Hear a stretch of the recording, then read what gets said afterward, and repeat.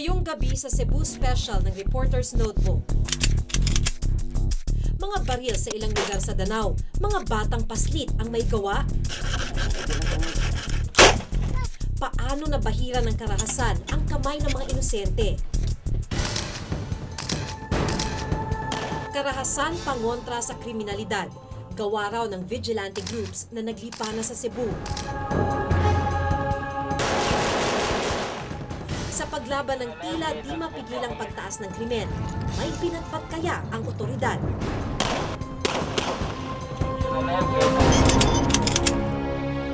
Personal naming inalam. Sinaliksik ang bawat anggulo. Bawat detalye kinumpleto. Ang lahat ng iyan ay nakatala sa Reporter's Notebook.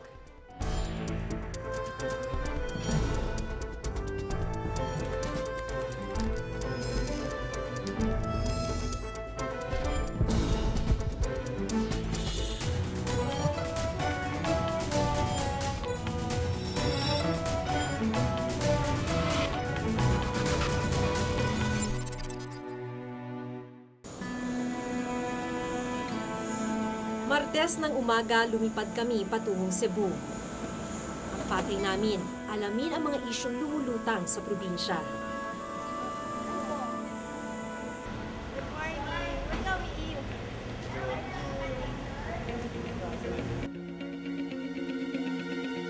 Pagdating sa Cebu, sinamahan kami ni June Veligiano, isa sa mga reporter ng RGMA. Sama-sama naming tutuklasin ang mga kwento ng kanilang lugar.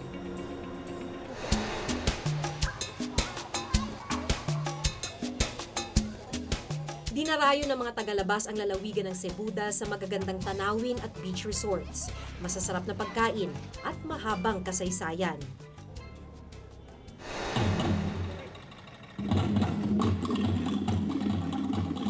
Nang madiskubre ng mga Kastila ang Pilipinas noong 1521, sa Cebu nila unang itinanim ang krus ng Kristyanismo.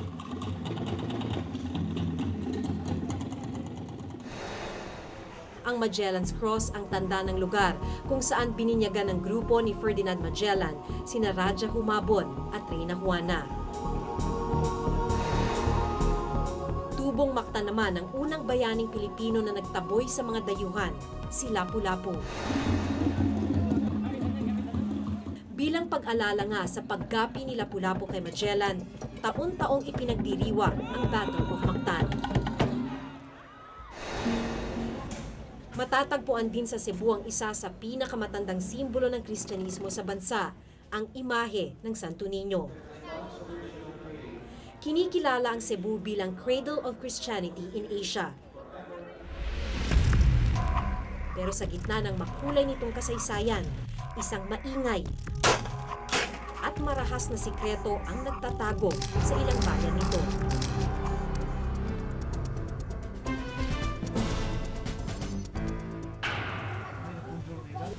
Dito sa Danao, kung may pumuputok, pira, may bayar. Sa ibang lugar na, sa Davao, sa Maynila, yung pumuputok na nila dito, patay. Dito sa amin, pira yan, hindi patay. Sa Cebu, unang umugat ang mga Kastila at ang Kristyanismo sa ating bansa. Pero sa kabila ng taimtim na paniniwala sa Diyos, may mga Cebuanong nabubuhay sa paggawa ng baril na ugat umano ng kasamaan at karahasan.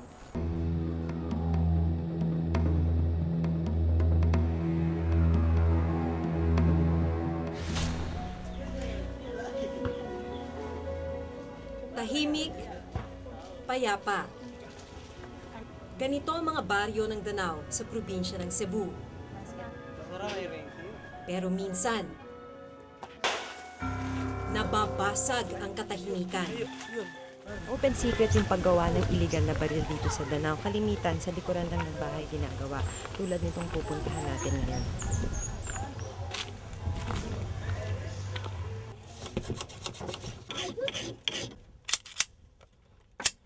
Sa ilalim ng isang kubo, matataas na kalibre ng baril ang ginagawa at tinitesting. Mula pistol at handgun, hanggang sa mahahabang armas.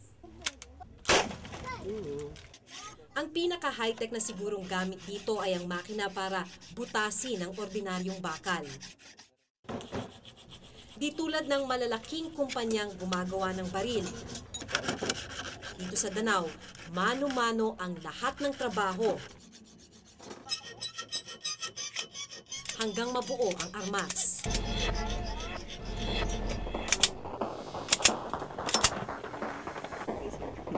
Iba't iba raw ang kanilang customer, mula sa mga security agency hanggang sa mga pribadong tao. Ayon kay Mang Greg, isa sa mga gumagawa ng baril dito, hindi na nila iniisip kung saan ginagamit ang mga baril na kanilang ginagawa. Gusto nila, wala na kaming problema dyan. Bahala na kayo. Basta kami nagtatrabaho lang. Ang mga bata sa paligid nanunood sa paggawa. Hindi baril-barilan ang kanilang laruan, kundi mga tunay na armas. Delikadong maglaro ng anumang baril, may bala man o wala. Tulad ng misis ko nung una, na-accidental ako. Pumutok ang baril dito siya sa takiliran ko. Ganun ang bala. Yung bullet niya, tamaan dito. Oo, misis ko. Di sabi ko na yan ang sabi ko, kung may maganda, may iba pa lang na trabaho, iiwanan ko itong trabaho ko. Tao po. Hello. Ganda umaga. Pwedeng pumasok?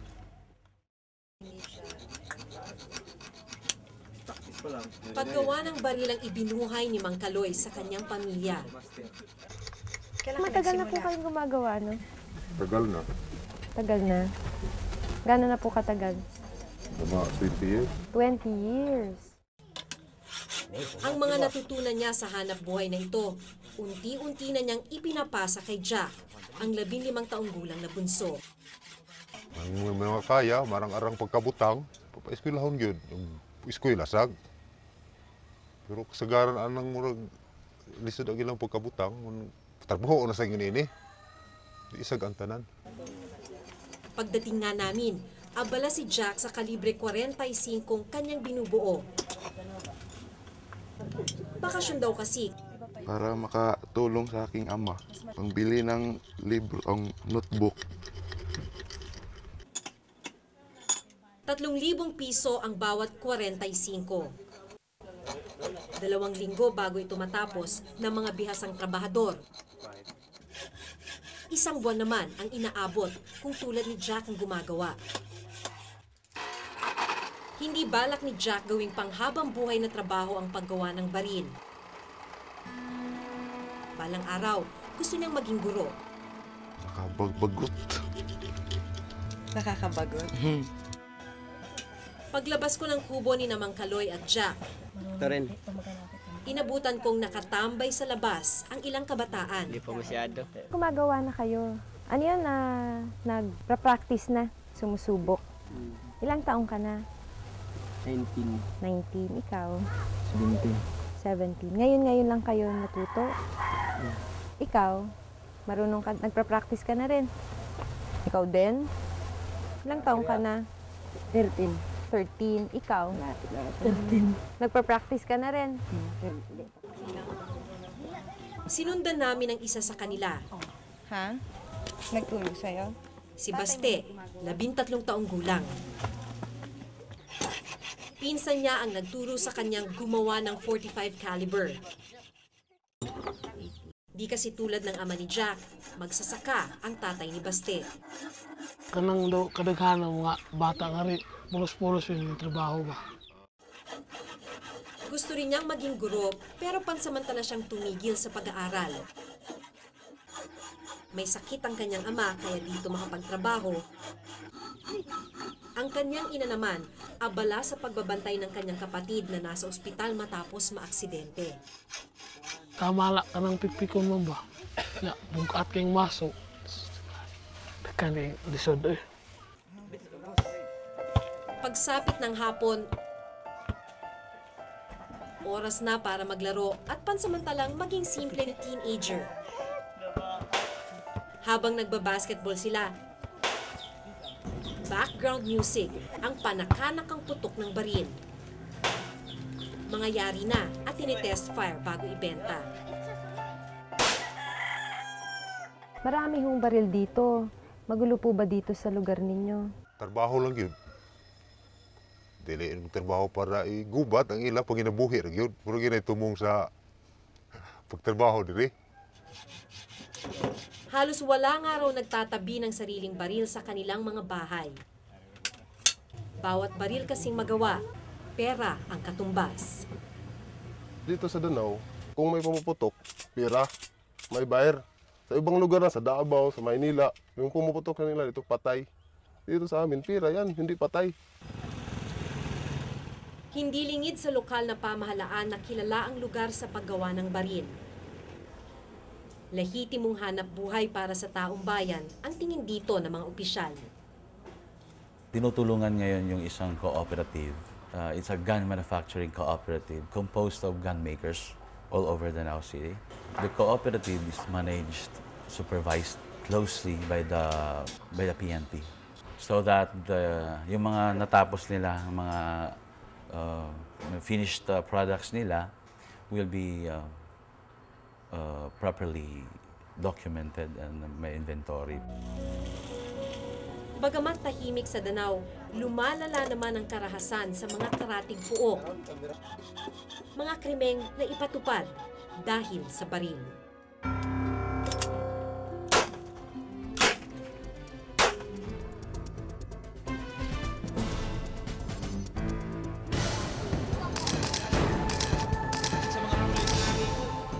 Nitong nakalipas na 2 taon, sunod-sunod ang pag-atake ng mga di kilalang grupo sa Cebu City.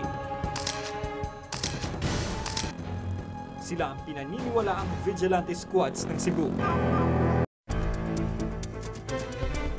Naulat sa Cebu City ang sunod-sunod na pagpaslang sa mga hinihinalang kriminal o mga convict. Trabaho daw ng mailap na vigilante group bilang pangontra sa krimen. Sino nga ba sila? Yan ang report ni Dan Campilan.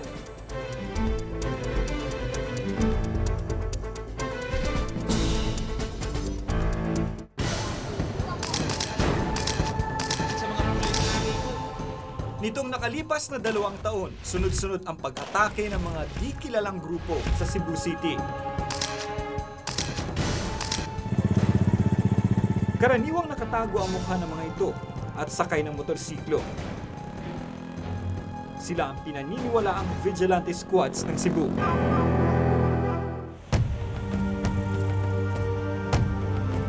Sa aking muling pagbisita sa bayan na kinalakihan ko, inalam ko ang katotohanan sa likod ng patayang inuugnay sa vigilantism.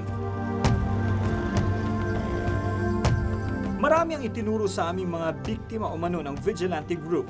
Pero gaya ng inaasahan, nahirapan akong kumbinsihin sila na humarap sa kamera. Takot kasi silang mabalikan ang grupo. At nang may pumayag, hindi ko inakalang sa aming barangay sa Mabolo ang aking makakaharap. Si Aling Bebot, ikinuwento ang nangyaring pagpatay sa kanyang mister na si David Migalios. Dati siyang runner ng Shabu. Mabilis siyang nagtiwala sa akin dahil mula pagkabata, kilala na niya ako. Wa ko kay baw nga nung gipatay nila akong bana. Wa ko kay baw nga unsay inungdan. Nga ilang gingon anak akong bana. Wa to mag-aging prisuhan. Pasado alas 8 ng gabi noong April 5, 2005, habang naglalaro raw ng tong 8 ang mister kasamang ilang kapitbahay, bigla na lang lumapit ang 2 lalaking nakamotor at pinagbabaril si David. Paggawas nako, manakitan pa jud nako ang tao nga gikan sa pagpusil, maoy pag lakaw niya. 5 ka bala. Ilang gihurot, murag kriminal. 45 ang ilang gamit. Duhara po ang nagpaluyo anak pulis ra. May suspect daw si Aling Bebot pero natatakot siyang magsampa ng kaso dahil baka balikan siya. Ihunong na lang tao na nila dan. Kanang ilang giingon anak nga musakay na lang ta kay tungod vigilantes. Ihunong na lang na. Kay inutil kayo in taon atong mga igsuon. Nga buhatan la sa ingon. Nga ilalang po silon, ikaw man biyaan, muralag ang iro na ligsan.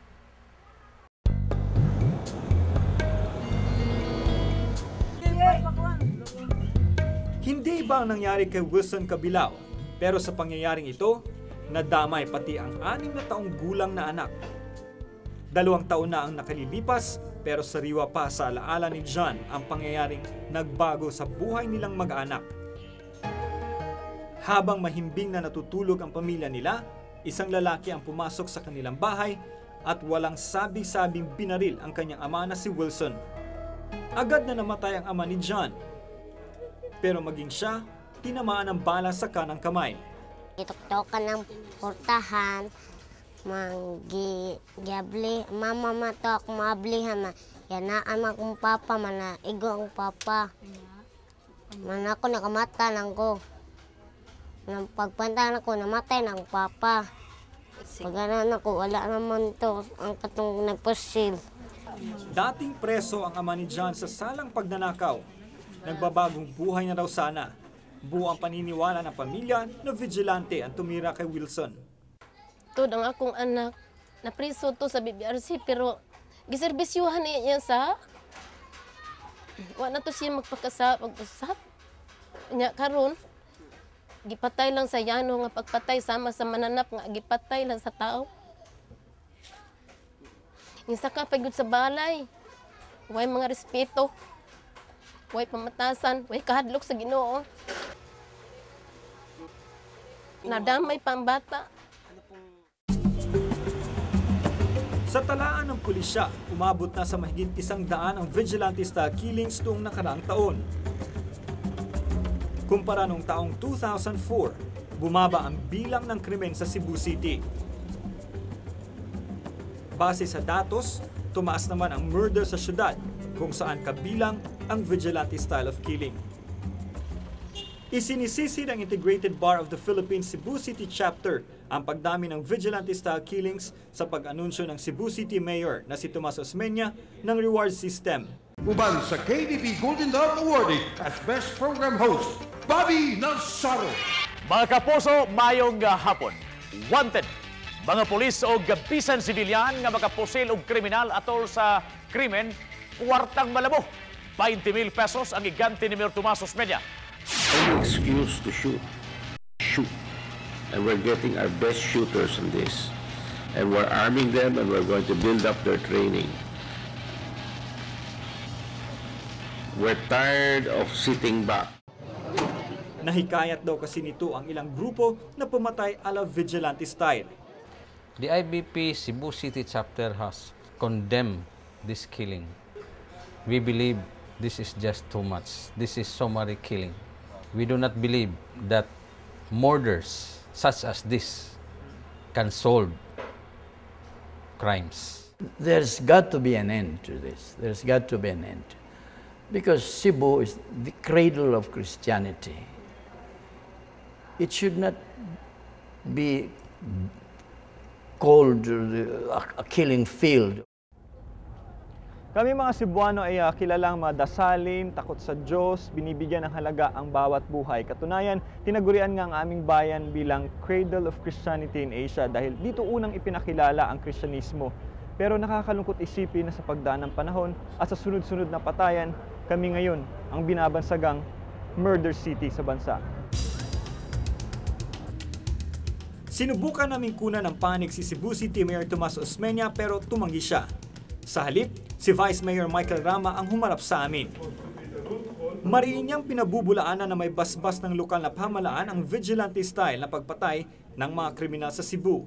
It is not a reward system on vigilantes because we are not, as we have said, with respect to the so-called victims of vigilantes. The council has made us a very clear stand not to be accepting and condoning that manner of killing. Ang sunod-sunod na vigilante-style killings, hatid ay takot sa taong bayan. Oo, kaming lahat takot kami. Kung kulang kay mangtira mo sila magabi, basta snatcher, mga adik-adik. Ayon sa mga pulis na aking nakausap, ligtas pa naman daw ang mga taong nais mamasyal sa probinsya. Bantay sarado raw kasi ng kapulisan ang kasulok-sulukan ng lugar. Pero paano na kung ang mismong pulisya na nagpapatupad ng kapayapaan ay siya rin pinaghihinalaan ng ilan na pasimuno ng summary killings?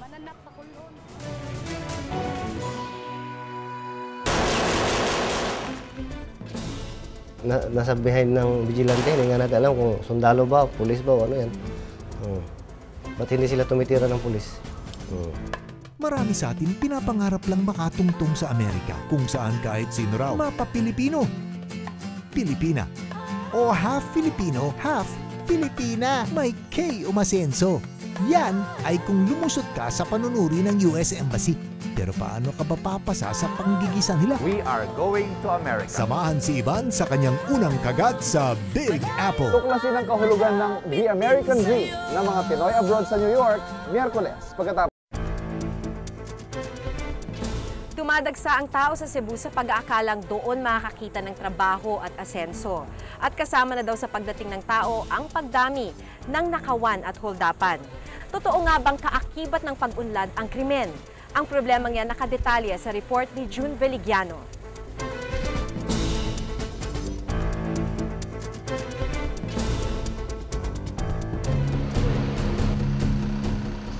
Makisig, mapagmasid, handa.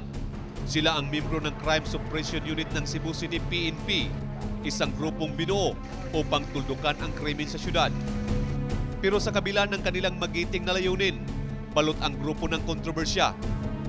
Sila daw kasi ang nasa likod ng mga vigilante-style killings.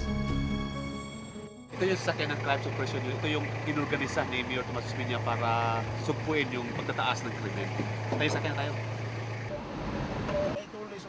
Kahapon sumama ako sa Crime Suppression Unit o CSU upang kilalanin ang mga membro nito. Legate protection alarm kaya nagbuko ako ng tulay na ako din Isang trouble alarm ang nirespondihan ng CSU sa may North Reclamation Area.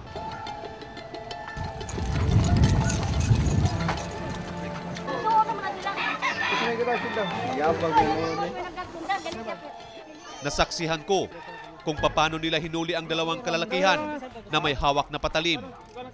Ginamit ng dalawa ang mga patalim upang takutin ang kanilang mga kapitbahay. Binuo ang Crime Suppression Unit o CSU noong Disyembre taong 2004. Hunters Team ang orihinal nitong pangalan. Ang layunin, wakasan ang krimeng laganap sa syudad tulad ng bawal na gamot, nakawan at pamamaril. Pero ilang linggo pa lamang mula nang ito'y mabuo, binalot na ito ng kontrobersya. Sunod-sunod na kasi ang mga kaso ng pagpatay. Sa pagtatapos ng taon, 14 na kaso ang naitala. Ang mga biktima, mga pinaghihinala ang lumabag sa batas. Ang mga salarin, hindi makilala. Ang Hunters Team ang itinuturong may gawa. Dahil nabahira ng negatibong imahe ang Hunters Team, bininyagan ng bagong pangalan ang grupo. Naging Crime Suppression Unit ito. Ayon sa kanila, mga vigilante ang may kagawa ng siri ng patayan. Pero hindi lahat naniniwala, tulad ng Integrated Bar of the Philippines sa Cebu na ibinabato ang krimen sa pulisya. I received a confidential information from a top PNP official telling me that the mastermind, the person who authorized the killing, is also a top PNP official. Yung Crime Suppression Unit has nothing to do with the activity or the vigilantes sa Cebu City. Maghugas kamay man daw ang pulisya sa mga pagpatay. Tila kinukonsinti naman ng mga pulis ang mga vigilante. The vigilante killings, they are using motorcycles. They have vehicles. As you know, motorcycles have plate numbers. Why is it that up to this time, they do not have even an idea of a single suspect? Hindi na natin tinotolerate yan. Mula nang itatag ang CSU, wala pang malalaking isdang nahuli ang grupo. Ang mga salarin na natili sa laya. Minsan yung mga tao nagtataka bakit daw walang nahuli na pulis sa pulis, yung mga vigilantes gano'n. Yun nga ang problema. Wala naman talagang nag-pop out na witnesses eh. So medyo mahirapan tayo. Nitong nagdaang linggo, muli na namang umatake ang mga vigilante.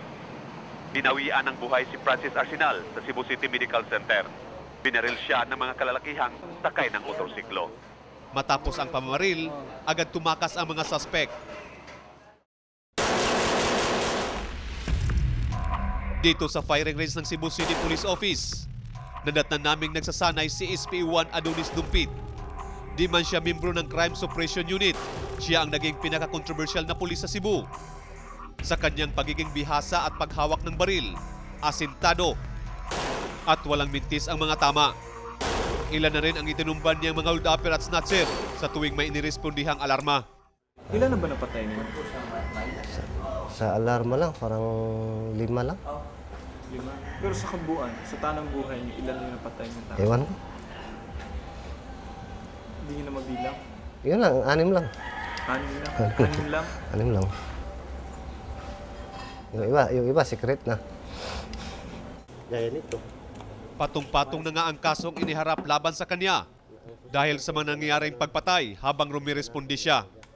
Ikaw nga ba talaga ang nasa likod ng vigilante? Nagtatago sa maskara, helmet, sakay ng motor. Ikaw nga ba talaga yun? No comments ako yan. Kung kilala ko pala yung vigilante siguro at saka yung, yung mga hitman, mga hard killer dito, matagal na namin hinuli siguro yun. Sa ngayon, patuloy na iniimbestigahan ng pulisya ang tumataas ng kaso ng pagpatay tulad ng kay Arsenal. Pero hirap daw silang tukuyin kung sino ang mga suspect dahil walang saksi. Hinala ng pulisya, mga vigilante ang nasa likod ng patayan. Sa kasalukuyan, pinaniniwala ang namamayang pagparin ang vigilante-style killing sa Cebu. Bagamat mga suspect sa krimen ang mga pinapatay, namamayani pa rin ang takot sa mamamayan. Habang hindi ito naaksyonan, ang tunay na kaayusan na hinangad ng mga Cebuano mananatiling mailap.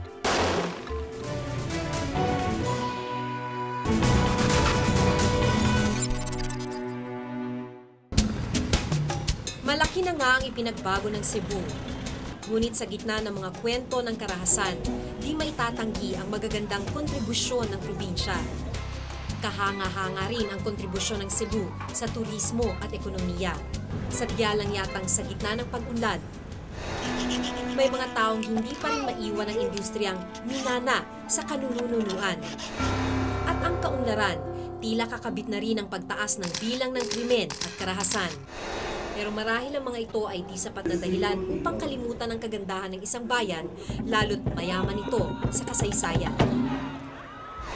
Kasama sina Dan Campilan at June Valigiano, ako si Maki Pulido at ito ang nakatala sa Reporter's Notebook.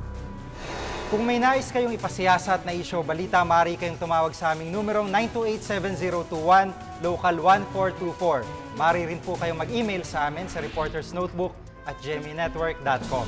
Para sa malalimang pagtingin sa mga issue at balita, samahan niyo kami muli sa susunod na Martes. Ako si Maki Pulido. Ako si Jigo Manikad at ito ang Reporter's Notebook.